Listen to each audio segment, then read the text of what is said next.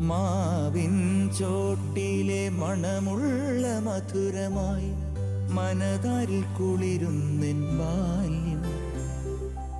ആരോ നീട്ടിയ മഷിത്തണ്ടിൻ കുളിരുള്ള തളിരോർമ്മയാണെൻ്റെ ബാല്യം. ചെളിമണ്ണിൽ പാവാട ചായം തേക്കും അതു കാണേ കളിയാക്കുമിളനാമ്പുകൾ.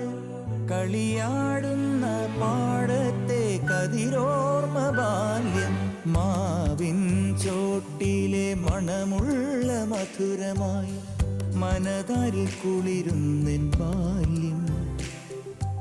ആരോ നീട്ടിയ മഷി